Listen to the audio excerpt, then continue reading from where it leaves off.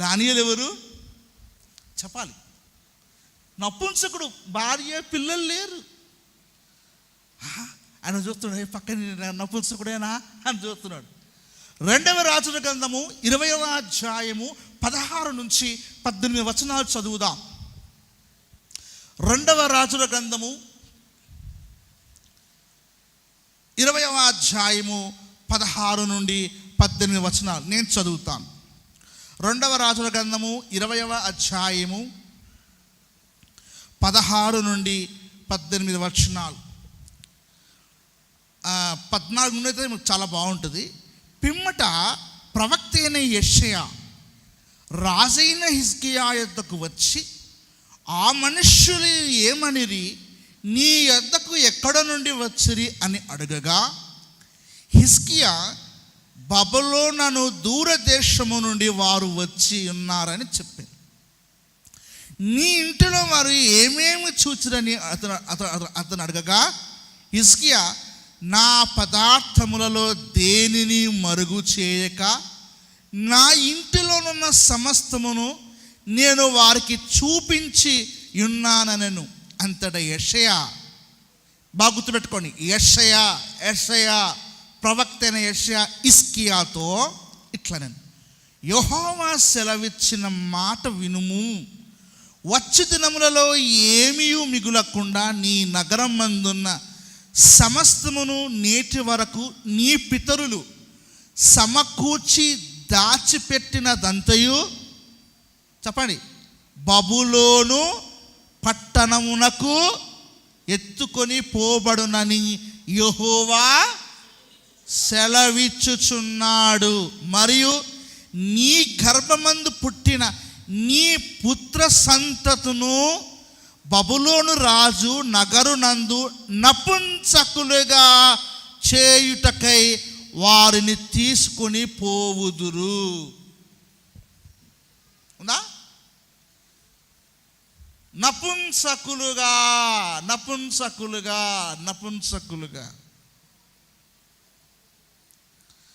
నీ తర్వాత బబులోను ఎవరైతే వస్తాడో ఆ రాజు బబులోను ఈ యొక్క స్థలాన్ని, ఈ యొక్క నీ పితరులు సంపాదించిన ఆస్తిని, ఆ బంగారాన్ని అంతటినీ తీసుకొని పోతాడు. రెండవది, నీ రాజవంశంలో ఉన్న వారిని తీసుకెళ్ళి నపుంసకులంగా చేస్తాడు. దానియేలు ఆ తండ్రుల పాపాన్ని అనుభవిస్తున్నాడు. యెషయా అని చెప్పాను, ఉందా? యెషయా, అది గుర్తుపెట్టుకోండి. ఎందుకు యెషయా అని చెప్పానంటే దాని గురించి మీకు తర్వాత చెప్తా. చాలా జాగ్రత్తగా గమనించండి. దానియేలు గ్రంథం 1వ అధ్యాయము, దానియేలు గ్రంథము 1వ అధ్యాయం, దానియేలు గ్రంథము 1వ అధ్యాయం 6వ వచనం చదువుతున్నాను చూడండి. ఫస్ట్ అంతకంటే ముందుగా 3-4 వచనాలు చదువుతాను. రాజు అష్పెనజు అను తన నపుంసకుల అధిపతిని పిలిపించి అతనికి ఇలాగు ఆజ్ఞాపించి, ఇశ్రాయేలు రాజవంశములో, ఎవరాళ్ళు? రాజవంశం యూదా రాజులే ఉంటారా? యూదులే కదా, యూదా గోత్రంలో ఉన్నవారేగా రాజులు. అవునా కాదా? సరే చూద్దాం. ఇంకా ఏమనుందంటే, రాజవంశములో ముఖ్యులై లోపము లేని సౌందర్యమును సకల విద్యా ప్రావీణ్యతయు జ్ఞానమును కలిగి తత్వజ్ఞానము తెలిసిన రాజు నగరునందు నిలువదగిన కొందరు బాలులను రప్పించి కల్లీల విద్యను భాషను వారికి నేర్పుము. మనం ఇప్పుడు 6వ వచనం చదువుకుందాం. యూదులలో నుండి, యూదులు అంటే యూదా గోత్రము ప్లస్ బెన్యామీన్ గోత్రం, మిగతా ఇశ్రాయేలు గోత్రాలు 10. అవునా కాదా? ఇశ్రాయేలు గోత్రాలు ఎన్ని? 10. యూదా రాజులు అన్న దగ్గర ఎక్కడ గోత్రము?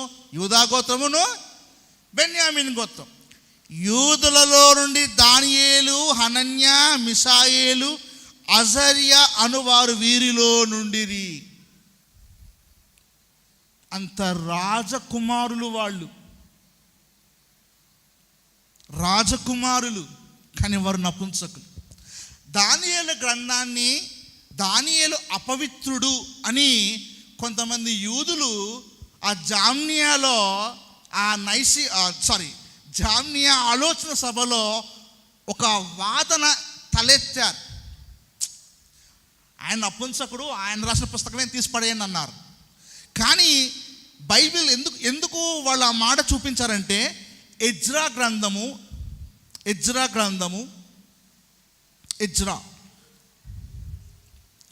2వ అధ్యాయం 59 నుండి కొన్ని 62 వరకు నేను చదువుతాను చూడండి. ఎజ్రా గ్రంథము 2వ అధ్యాయము 59 నుండి. మరియు తెల్మలోహు, ఇదంతా నాకు అవసరం లేదు కానీ, అయితే వీరు తమ పితరుల యొక్క ఇంటినైనను వంశావళినైనను చూపింపలేకపోయినందున వారు ఇశ్రాయేలులో కారో తెలియకపోయేను. ఏం చేయాలా? ఫస్ట్ ఇంటిని చూపించాలి, రెండోది వంశావళి చూపించాలి. ఈ రెండు చూపించకపోతే అపవిత్రులు. ఎలాగా అంటే 62వ వచనం చదువుతాను. వీరు వంశావళి లెక్కలో తమ తమ పేరులను వెతికినప్పుడు అవి కనబడకపోయినందున యాజక ధర్మములో నుండి ప్రత్యేకింపబడి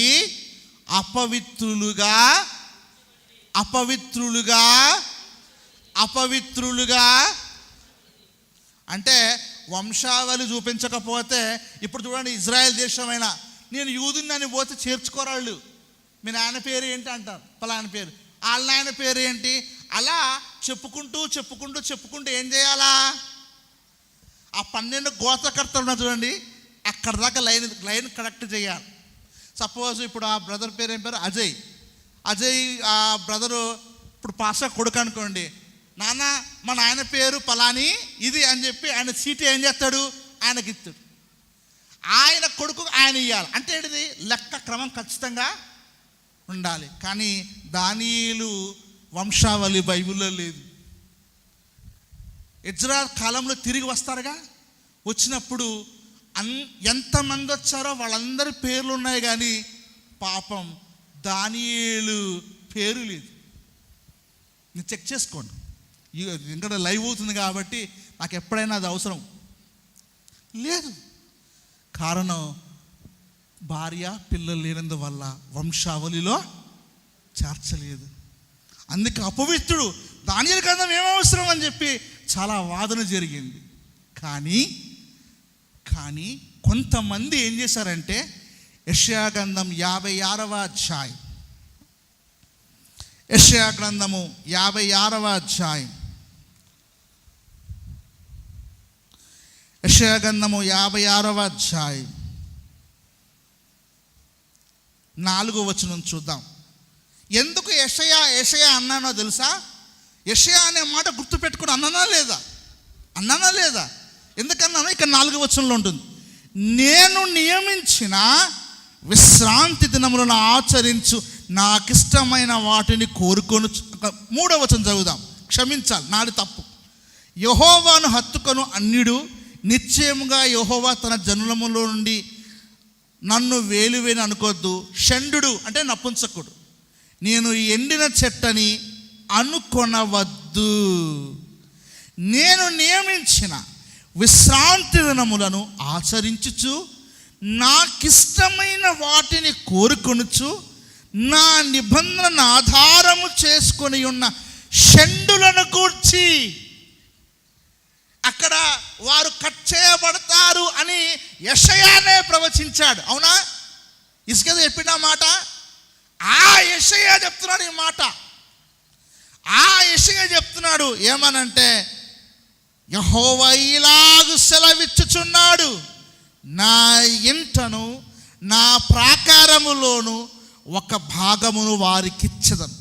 కొడుకులు కూతుళ్ళు అని అనిపించుకొనుట కంటే, అంటే వాళ్ళకు పిల్లలు ఉండరుగా, పిల్లలు ఉండరు, కొడుకులు ఉండరు, పిల్లలు, నా కొడుకు, నాకు ఎంతమంది కొడుకులు, నాకు ఎంతమంది కూతురు అని చెప్పుకోలేరు.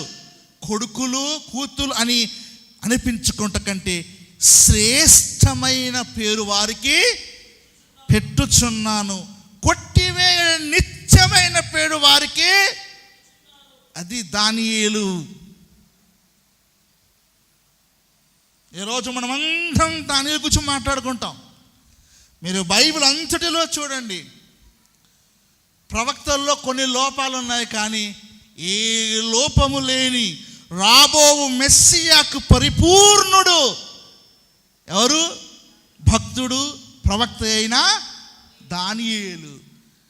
దానియేలు గురించి, ఆ షద్రక్ గురించి, మెషక్ గురించి, అబేద్నెగో గురించి 56వ అధ్యాయంలో ప్రవక్త అయిన యెషయా వారిని ఆదరణ కలుగునట్లుగా దేవుడు ఆ ప్రవచనం ఎత్తి మాట్లాడాడు. అలా తండ్రులు తప్పు చేశారు. హిజ్కియా తప్పు చేయటం వల్ల ఎవరు బాధపడుతున్నారు? దానియేలు. అయినా తన జనము యొక్క పాపాన్ని ఒప్పుకుంటున్నాడు. ఎవరు? చాలామంది క్రైస్తవులలో చాలామందిని చూస్తారు, మా నాయన ఏం సంపాదించలేదండి, మాకు ఆస్తులు లేవు, అన్నీ ఇలా చేశాడు అని తల్లిదండ్రుల మీద కొంతమంది విసుక్కునే పిల్లలు ఉన్నారు. కానీ ఒకటి మాత్రం వాస్తవం, వాళ్ళు సంపాదించకపోయినా సర్వోన్నతుడైన శ్రీమంతుడైన యేసయ్యను నీకు పరిచయం చేశారు చూడండి, అది చాలు. అది శ్రేష్టమైన ఆస్తి నీ జీవితంలో. అది శ్రేష్టమైన ఆస్తి. అది శ్రేష్టమైన ఆస్తి. ఎందుకంటే దేవుడు దీవిస్తాడు. ఆయన మన చేతి పనిని దీవించి అనేకులకు సాక్షార్థంగా వాడుకుంటాడు. కాబట్టి కుమారులు తండ్రులను పాపమును బట్టి కొన్నిసార్లు బాధపడుతుంటారు. తండ్రులారా ఒకసారి ఆలోచించండి, మీ పిల్లలు మిమ్మల్ని తిట్టకుండా, మీ పిల్లలు బాధపడకుండా, మీ పిల్లలు జీవితాలు పాడవ్వకుండా హిజ్కియా లాంటి తప్పు చేయకండి. హిజ్కియా లాంటి తప్పు చేయొద్దు. నీ పిల్లలు పిల్లలు పిల్లలు పిల్లలు నా పితరుడు దేవుని కొరకు జీవించాడు, అందుకు నేను కూడా జీవిస్తున్నానని సాక్ష్యము నీ పిల్లలు ఇచ్చినట్లుగా యథార్థంగా బ్రతుకుదముగాక. హల్లెలూయా. హిజ్కియా చేసే తప్పు దానియేలు అనుభవిస్తున్నా అతని జీవితంలో సంతోషం ఏంటి? ఏముంది ఆయన సంతోషం? పిల్ల లేదు, జల్లా లేదు, మందిరం లేదు, బబులోన్లో ఉన్నాడు, అంతేనా? బబులోన్లో ఉన్నాడు, పిల్ల లేదు, జల్లా లేదు, భార్య లేదు, ఏ జీవితము లేదు.